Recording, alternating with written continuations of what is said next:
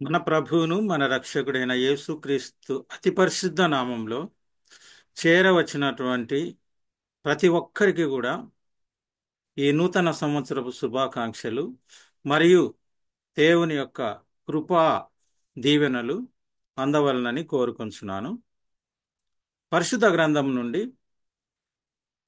మత్తయి రాసినటువంటి సువార్త 1వ అధ్యాయము 22వ వచనం నుండి చదువుతాను. పరిశుద్ధుడైన మత్తయి రాసినటువంటి సువార్త 1వ అధ్యాయము 22వ వచనము 23వ వచనం. ఇదిగో, కన్యక గర్భవతి అయి కుమారుని కనును, ఆయనకు ఇమ్మానుయేలను పేరు పెట్టుదురు అని ప్రభువు తన ప్రవక్త ద్వారా పలికిన మాట నెరవేరునట్లు ఇదంతయు జరిగెను. ఇమ్మానుయేలను పేరునకు భాషాంతరమున దేవుడు మనకు తోడు అని అర్థము. అదేవిధంగా పరిశుద్ధ గ్రంథంలో ఆది కాండము 39వ అధ్యాయము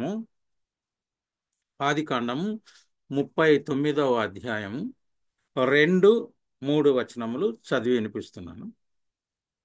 యెహోవా యోసేపునకు తోడై ఉండెను గనుక అతడు వర్ధిల్లుచు తన యజమానుడగు ఆ ఐగుప్తీయుని ఇంట ఉండెను.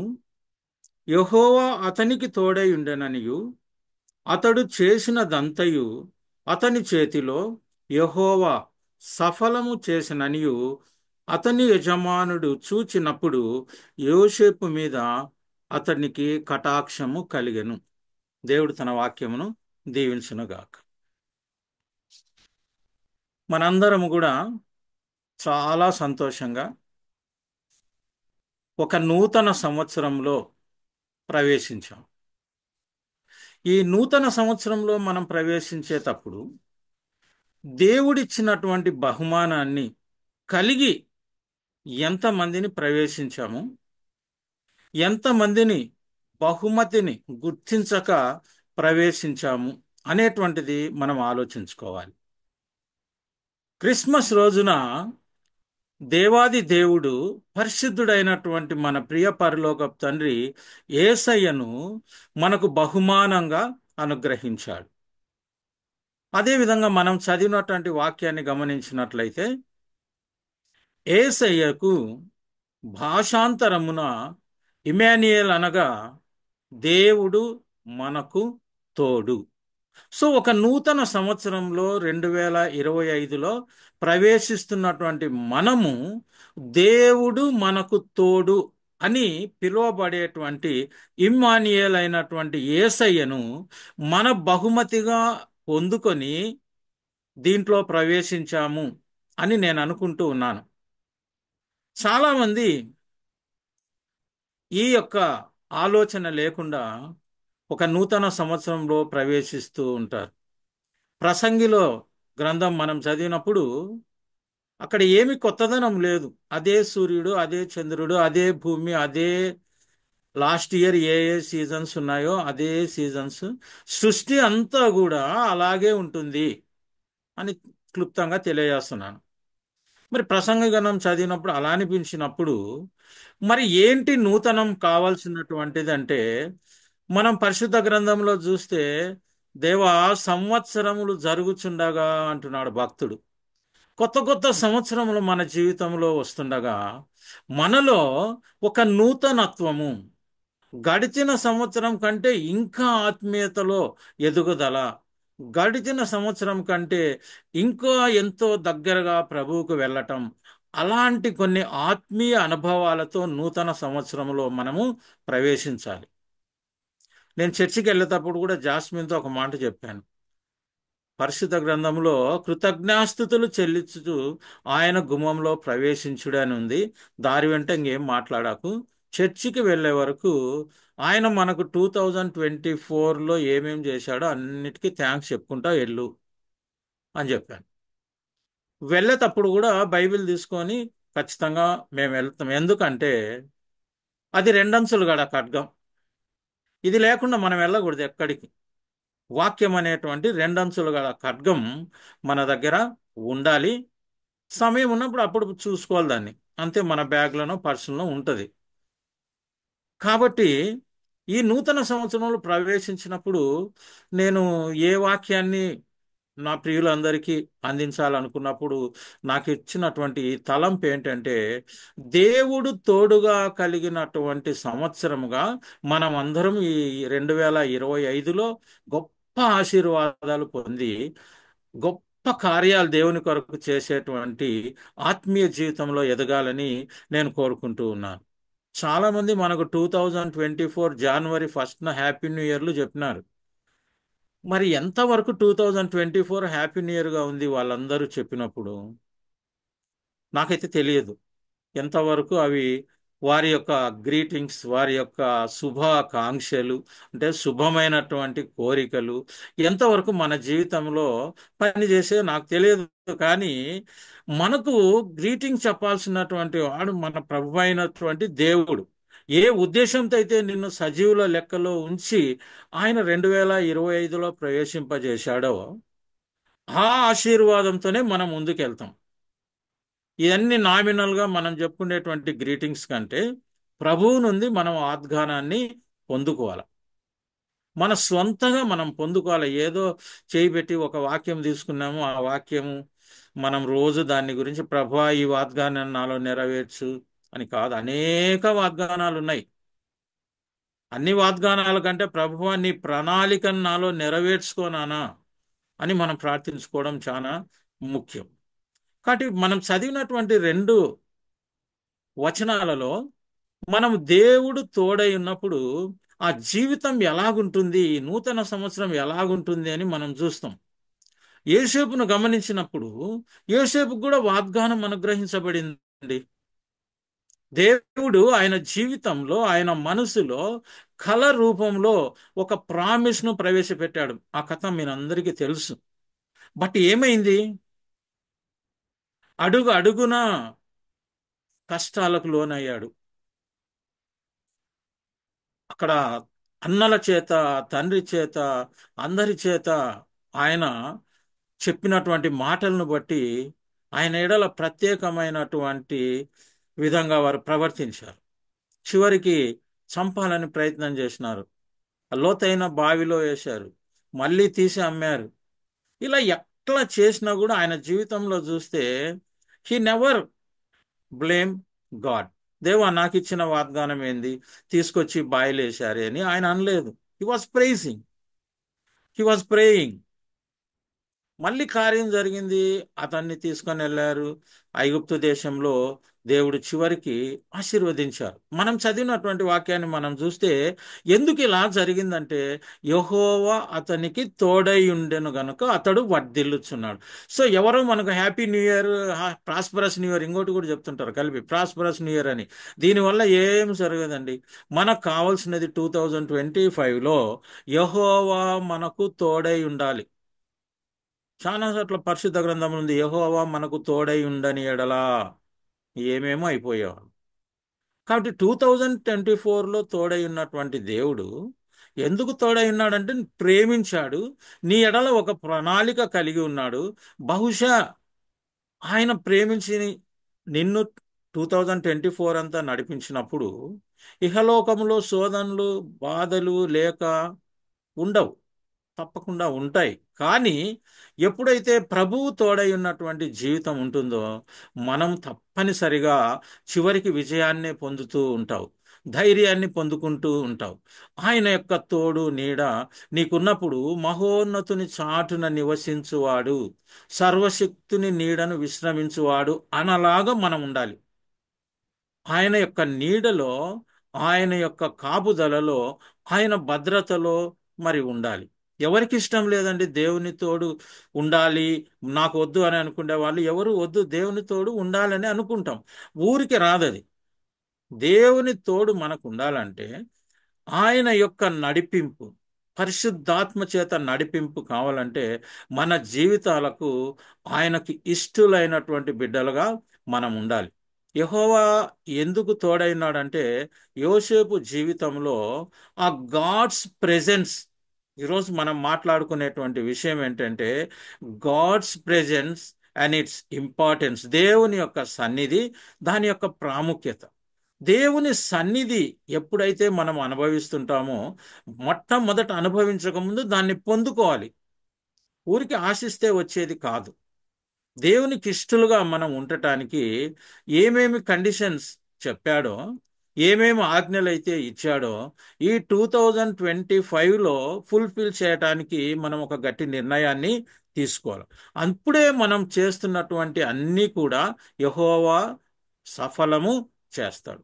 చాలా మంది జీవితాల్లో శోధనలు వచ్చినప్పుడు, కష్టాలు వచ్చినప్పుడు ప్రభు చేయి వదిలాడు అని అనుకుంటాం. కాదు, ఎందుకంటే సాతానుకు ఎప్పుడు కూడా దేవుని పిల్లలను ఏదో ఒక రకంగా టార్గెట్ చేయాలని చూస్తుంటాడు. కానీ వాటన్నిటి నుంచి విడిపించేవాడే మన యొక్క సర్వశక్తి కలిగినటువంటి దేవుడు.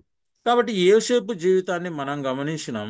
అక్కడ పరిశుద్ధుడైనటువంటి పరలోకపు తండ్రి ఆయనకు తోడుగా ఉన్నాడు. చివరికి ఒక చీకటి కాలం అయిపోయిన తర్వాత ఇశ్రాయేలు దేశంలో వారిని దీవించడానికి, మానవాళిని రక్షించటానికి యేసయ్య తోడుగా వచ్చాడు. ఈ యేసయ్యను పరలోకపు తండ్రి మనకు తోడుగా ఇచ్చాడు. ఆయన తోడుగా వస్తూ వచ్చినాడు పాత నిబంధనలో. ఆయన తోడుగా ఉంటూ ఇప్పుడు యేసయ్యను మనకు తోడుగా ఈ సంవత్సరం అనుగ్రహించాడు. ఈ ఒక్క గట్టి విశ్వాసం 2023 25 డిసెంబర్ 31 వరకు ప్రతిరోజు మనకు యేసయ్య నాకు తోడుగా ఇవ్వబడ్డాడు, ఈ వాగ్దానం నాకు నా జీవితంలో ఎంతో ఉపయోగపడుతుంది అనే గట్టి నమ్మకంతో మనం ఉండాలి. మరి మనం గమనించినప్పుడు ఆశీర్వాదం పొందుకోవాలంటే, మన జీవితంలో విజయం పొందాలంటే ఆ దేవుని యొక్క ప్రెజెన్స్ మనకి ఎంతో అవసరం. మన చుట్టూ ఆయన సన్నిధి ఉండాలి. ఆయన మనలో యేసయ్యను ఇచ్చాడు కాబట్టి యేసయ్యను మనం ఇంట్లో ఉంచుకోవాలి. ఎవరన్నా మీకు గిఫ్ట్ ఇచ్చినప్పుడు ఎక్కడ పెడతారు దాన్ని? మీ ఇంటి బయట పెట్టింటారు దాన్ని? పెట్టరు. మనం కూడా దేవుని యొక్క ఆలయం. ఆ మనం ఎన్నో విషయాలు చెప్పుకున్నాం. ఈ ఆలయం కొరకు దేవుడు నిన్ను ప్రేమించి యేసయ్యను అనుగ్రహిస్తే, యేసయ్యను చాలా జాగ్రత్తగా ఈ సంవత్సరం నీ హృదయంలో ఉంచుకోవాలి. కొంతమంది ఎవరన్నా గిఫ్ట్ ఇస్తే దాన్ని చాలా భద్రంగా పెట్టుకుంటారు, చాలా సార్లు చూసుకుంటుంటారు, వాళ్ళని గుర్తు చేసుకుంటుంటారు. They enjoy it like anything.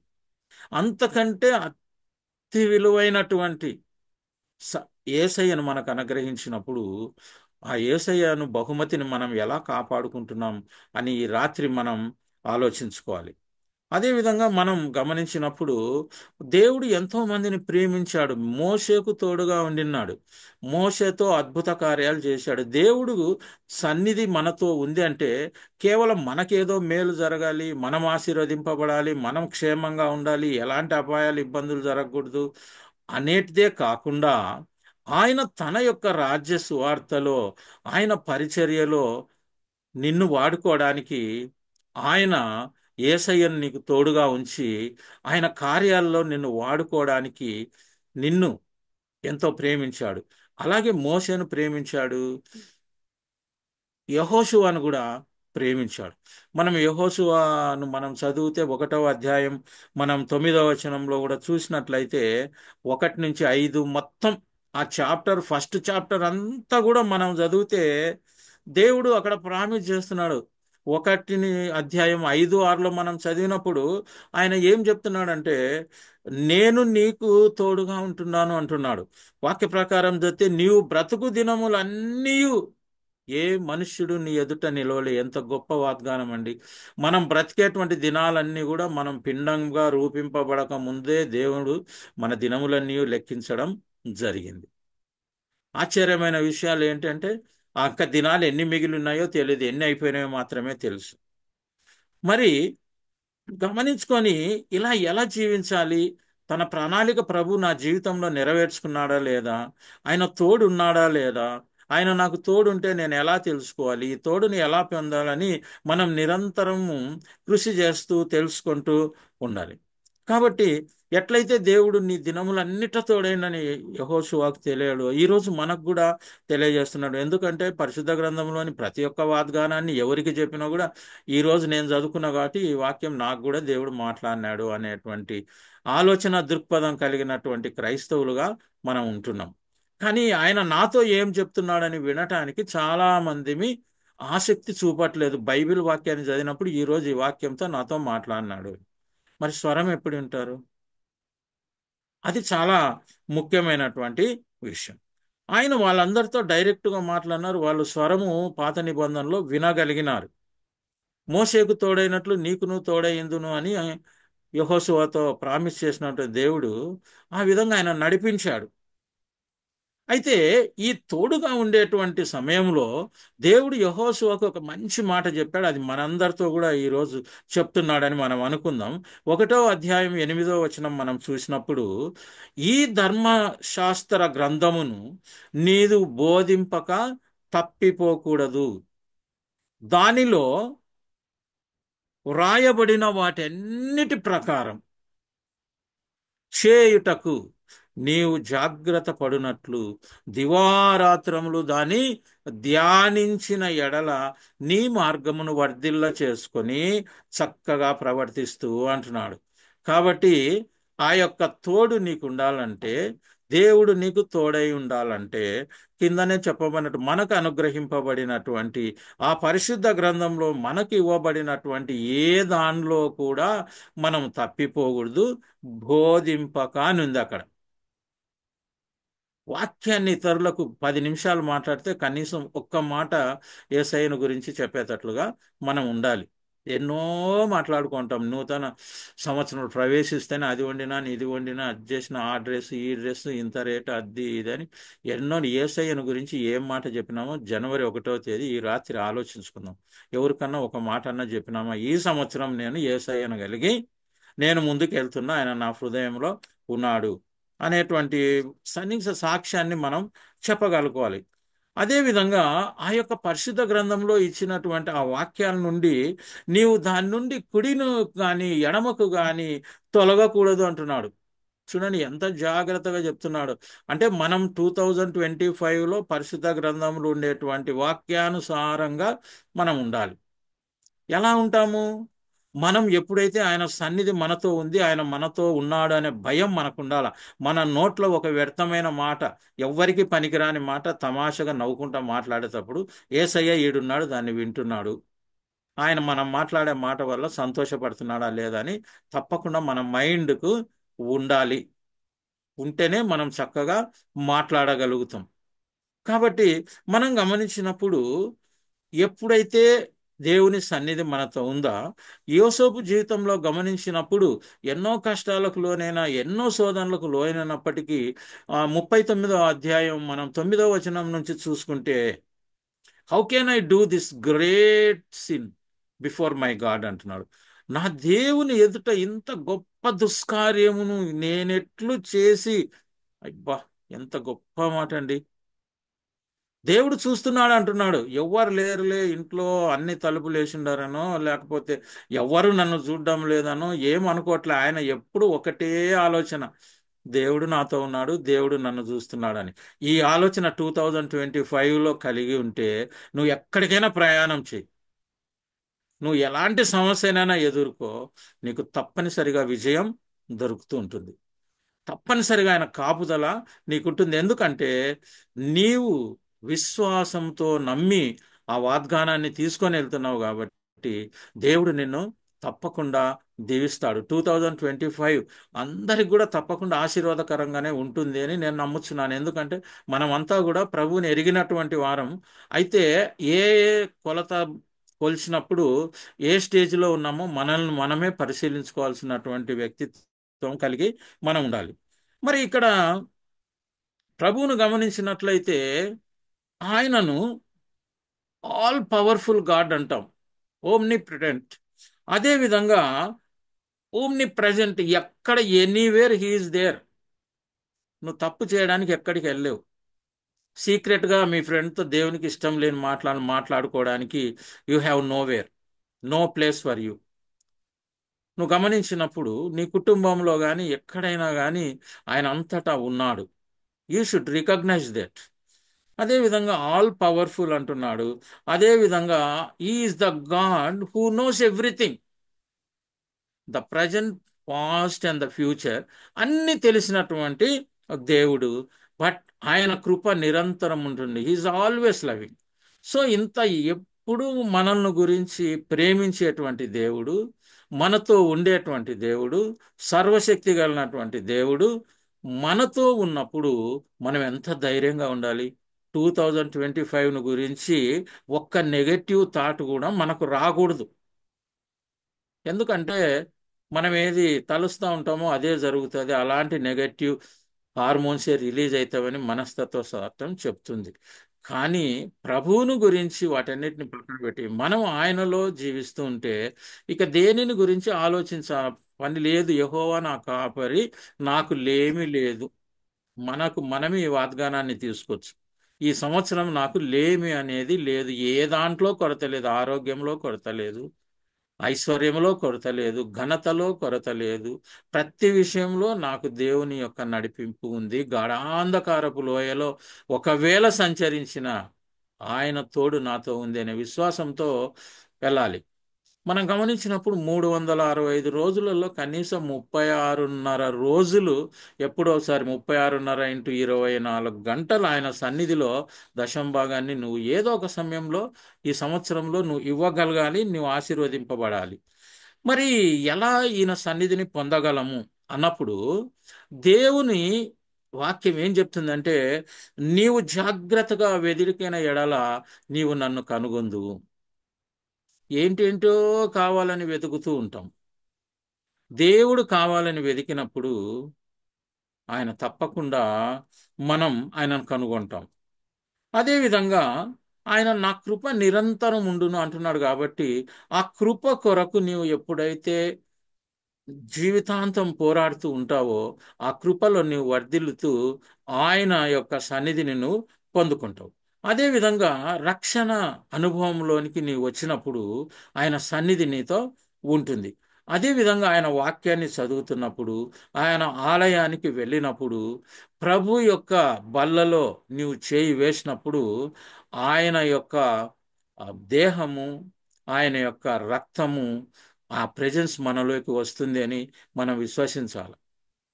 కాబట్టి ఆయనను మనం కనుగొనాలంటే ఈ విషయాలన్నీ మన జీవితంలో చక్కగా మనం గుర్తించుకోవాలి. అలా అన్నప్పుడు భూమ్యాకాలను సృష్టించినటువంటి దేవుడు, సర్వశక్తి గల దేవుడు నీకు తోడుగా ఉన్నప్పుడు, నీ పక్కన ఉన్నప్పుడు ఈ విషయం తెలుసుకోవడం ఎంత సంతోషం చెప్పండి. ఈ సంతోషాన్ని నువ్వు పొందుతున్నావా? ఇంకా నీలో భయం ఉందా? 2025లో ఏమో ఎట్లెట్లా ఉందో. దేవుడు మనకు బహుమతిగా 12 నెలలు ఇచ్చాడు ఈ సంవత్సరం.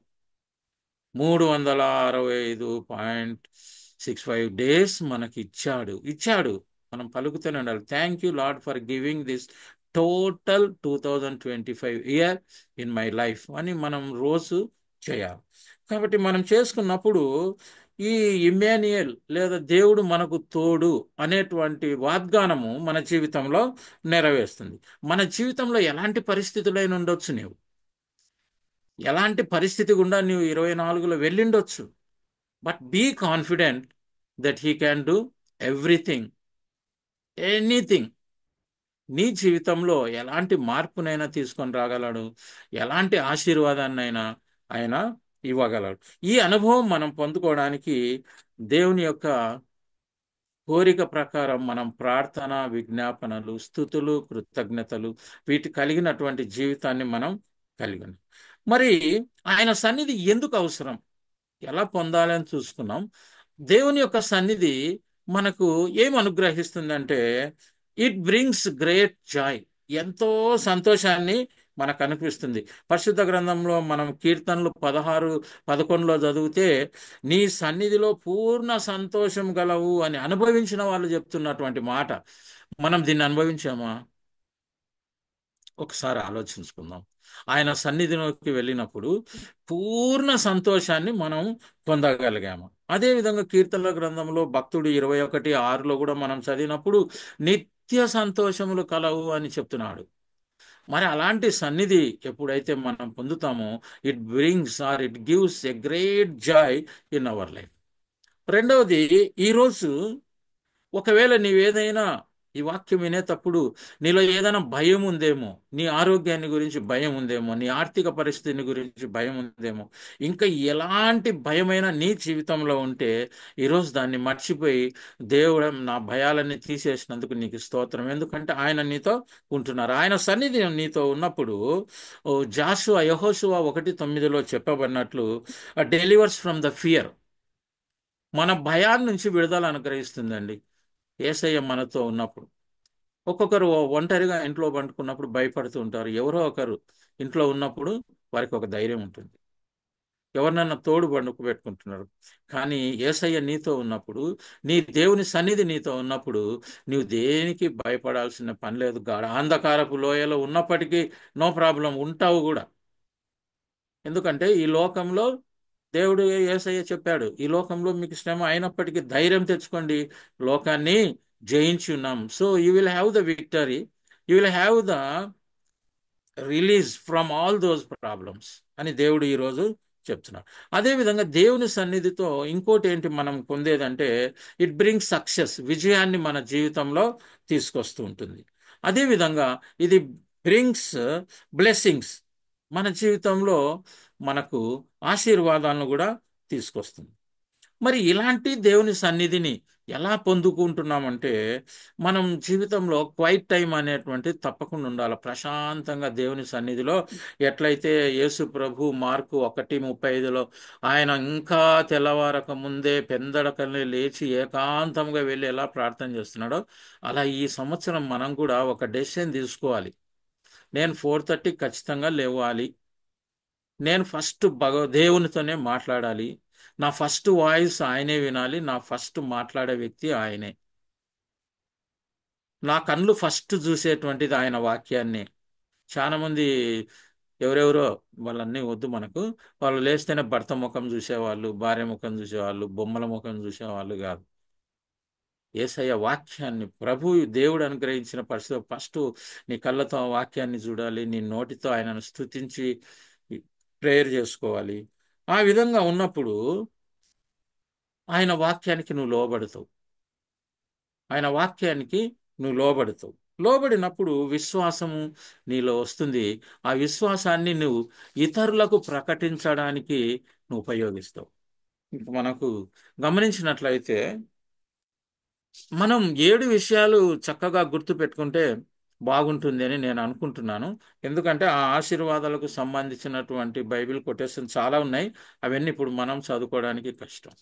మరి నూతన సంవత్సరంలో ప్రవేశించినటువంటి నీవు, నేను నీకు చెప్పేది ఏంటంటే, ప్రభువు నీకు తెలియజేయమని చెప్తున్నదంటే ఏంటంటే, నీవు నూతన వస్త్రాలు కొనుక్కున్నావు. క్రిస్మస్కు, న్యూ ఇయర్కు కొనుక్కున్నాం కదా. ఎంతమంది కొనుక్కున్నారు నాకైతే తెలియదు, కొన్నాం. కానీ ప్రభు ఏమంటున్నాడంటే, నేనిచ్చేటువంటి వస్త్రం 2025లో నువ్వు కొనుక్కున్నావా?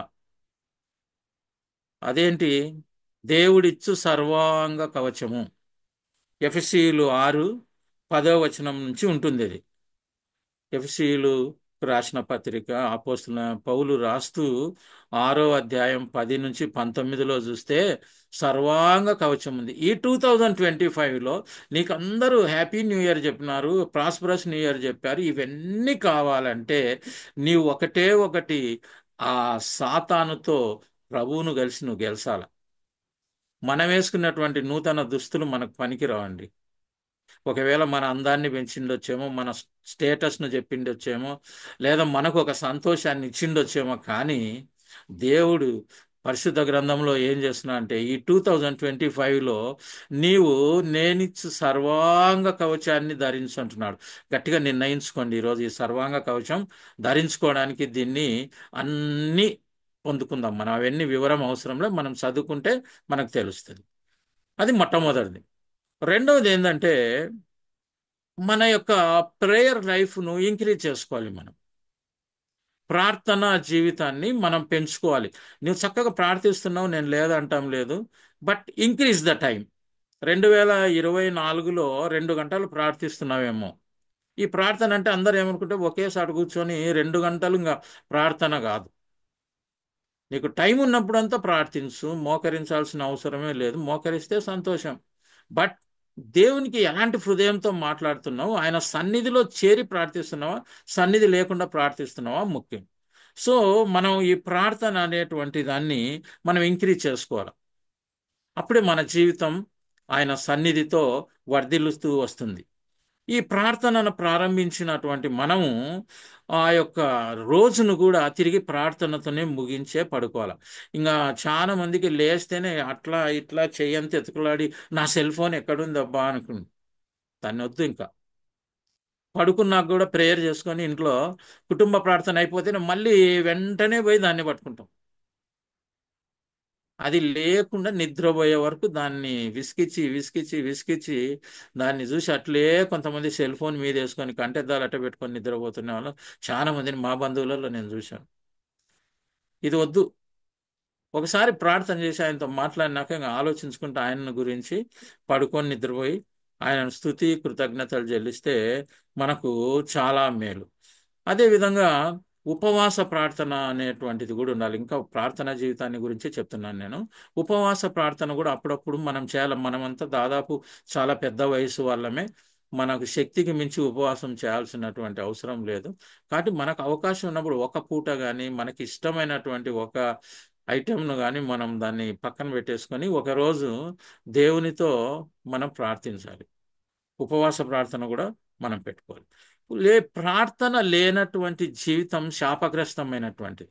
ఒకవేళ నువ్వు ప్రార్థించలేకపోతున్నావేమో, నీకు చాలా బిజీ అయిపోయింది, ఇంకా ప్రార్థించడానికి టైం లేదు, నిద్ర లేచినప్పుడు థ్యాంక్ యూ అని ఒకటి చెప్పడం, నిద్రపోకముందు మళ్ళీ థ్యాంక్స్ చెప్పడం కాదు.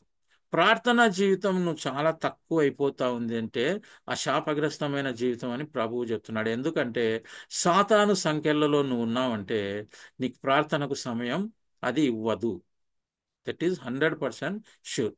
కాబట్టి ఈ సాతాను చేతిలో ఉండి ప్రార్థనా జీవితం తగ్గిపోకుండా ఉండాలంటే యేసయ్యను కలిగి ఉండావు అనుకో, ఆ దరిదాపులకు సాతాను నీ దగ్గరికి అది రాలేదన్నమాట. సో ఇంతకు ముందే చెప్పుకున్నాం, ఆల్వేస్ మనం ప్రైజ్, తర్వాత వర్షిప్, థ్యాంక్స్ గివింగ్, ఇవన్నీ మన జీవితంలో ప్రతిరోజు ఉండాలి. అదేవిధంగా మనం గమనిస్తే నీ వాక్యముతో ఈ సంవత్సరం దేవుని యొక్క వాక్యంతో నీ హృదయం అంతా నింపుకో. ప్రభు కోరుతున్నాడు. ఒకవేళ నింపి ఉండి ఇంకా ప్లేస్ ఉండిండొచ్చు. నా జీవితంలో కూడా చాలా ప్లేస్ ఉంది, ఇంకా వాక్యంతో నింపుకోవాల్సినటువంటిది నాకు కూడా ఉంది. కాబట్టి మనం ఇంకా ఇంకా ఇంకా ఇంకా ఎక్కువగా ఫిల్ చేసుకుంటా వస్తాం. దేవుని వాక్యంతో మనల్ని నింపుకోవాలి. ఒక భక్తుడు చెప్తున్నాడు, ఒక కాలం వస్తుంటే ఆ కాలంలో దేవుని బైబిల్ కొనుక్కోవడానికే కష్టం అంట, దేవుని వాక్యం దొరికేదే కష్టం. మరి మన మనసులో, మన బ్రెయిన్లో, మన హృదయంలో ఆయన వాక్యాన్ని భద్రపరచుకోవడానికి చూడాలి. ఈ సంవత్సరంలో మాకు అక్టోబర్ నుండి డిసెంబర్ లోపల బైబిల్ అంతా కంప్లీట్ చేయాలని మా పాస్టర్ గారు వర్డ్ ఛాలెంజ్ అని పెట్టాడు. అందరూ పూర్తి చేశారు. ఆ వర్డ్ అనే అంటే నేను చెప్తాను, చదవడం అంటే ఊరికే గబ గబ గబ గబ చదివేసి ఈ నెలకి అయిపోయాలి, ఈ 2 నెలలకు, దానివల్ల ఏం ఉపయోగం లేదు. చదివినాను బైబిల్ జీవితంలో ఎన్నిసార్లు అని తెలుస్తుంది, కానీ వాక్యాన్ని లోతుగా అర్థం చేసుకుంటూ నిదానంగా చదవడానికి మనం ఈ సంవత్సరాన్ని కేటాయించుకోవడం చాలా బాగుంటుంది. నీవు బహుగా ఫలించాలంటే ఇది చాలా అవసరం.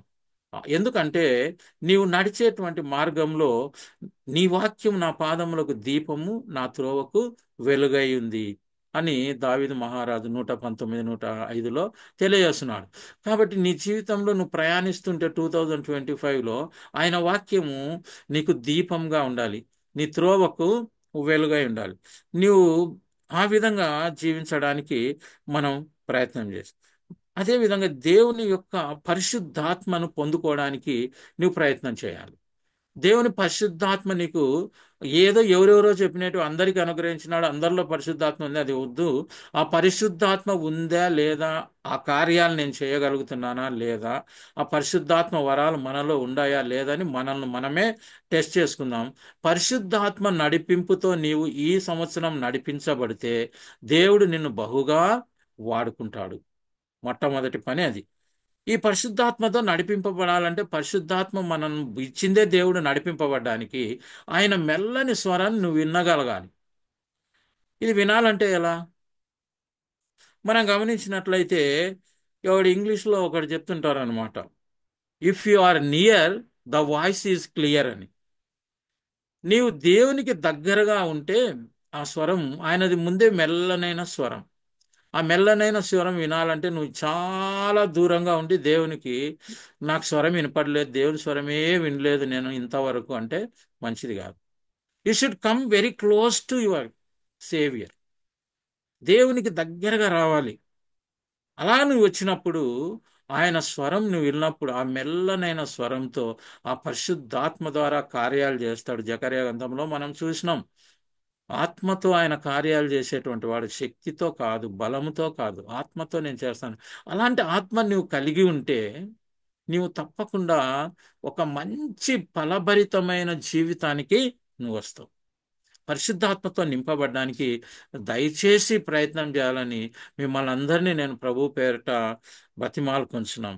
ఆయన స్వరం వినే అలవాటు చేసుకోవాలి. ఆ సమయాన్ని ఆయనతో గడపాలి. ఇంకా ముఖ్యమైనటువంటి మరి ఒక విషయం 2025లో నువ్వు ఏంటంటే ఆయన రాజ్యంలో విత్తటం మొదలు పెట్టాలి. రెండు చేయాలి. ఒకటి ఆయన రాజ్యము కొరకు ధనమును విత్తడం, దశం భాగం కానీ అది ఎంతన్నా కానీ. రెండవది ఆయన యొక్క రాజ్య సువార్తను, ఆయన వాక్యాన్ని విత్తడం. ఈ రెండు ఉండాలి. ధనమును మాత్రం విత్తి కానుకలు ఇచ్చినానని ఆయన వాక్యాన్ని విత్తకపోతే ఆయన కోత పనివారిలో కోత కోయడానికి నీవు ఉండలేవు. తగిన కాలంలో నీవు కోత 2025లో కోయాలంటే నీవు ఆత్మలు రక్షించేటువంటి ఆశ కనీసం 2025లో ఒక్క ఆత్మను నా ప్రభువు కొరకు రక్షించాలి. ఒకవేళ మనమే ఇంకా రక్షించబడకపోతే నా ఆత్మను ప్రభువుకిచ్చి ఆయనతో ఆశీర్వదింపబడాలని మనం నిర్ణయించుకోవాలి. ఇక చివరిగా ఏంటంటే మనకు మన పిల్లలకు తెలియజేయాల్సిందంటే జ్ఞానులతో, దేవుని పిల్లలతో సహవాసం కలిగి ఉండాలి. మూఢులతో, భక్తిహీనులతో మన సహాయాన్ని కట్ చేసుకోవాలి. భక్తిహీనులతో మనం తిరుగుతూ ఉంటే వాళ్ళు ఆ సినిమాను గురించి, ఈ సినిమాను గురించి, ఆమెను గురించి, ఈమెను గురించి, ఆయనను గురించి, ఈయనను గురించి, ఆ ఇంటిని గురించి, ఈ ఇంటిని, ఇవే ముచ్చట్లు. వారు మన ఆత్మీయ జీవితాన్ని చెడగొడతారు. కాబట్టి ఏకాంతంగా ఉన్నప్పుడు కానీ, 10 మందిలో మనం కూర్చొని మాట్లాడేటప్పుడు కానీ, మనం ఈ 2025లో ఈ భక్తిహీనులకు దూరంగా ఉండాలి. చేతనైతే వాక్యం చెప్పి ఆత్మను రక్షించడానికి ప్రయత్నం చేద్దాం, లేదా వారి కొరకు ప్రార్థన చేద్దాం. వదిలేయకూడదు, వాళ్ళతో నాకెందుకు లేని ప్రార్థనలో పెట్టండి వాళ్ళని గురించి.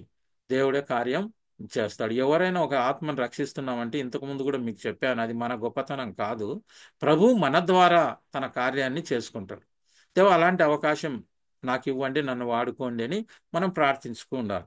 చివరిగా నేను చెప్పేది ఏంటంటే ఇంత గొప్ప ఆపర్చునిటీని దేవుడు 2025ను మన జీవితంలో ఇస్తే మనందరికీ ఒకటే కోరిక ఏంటంటే 2025లో బహుగా ఫలించాలి.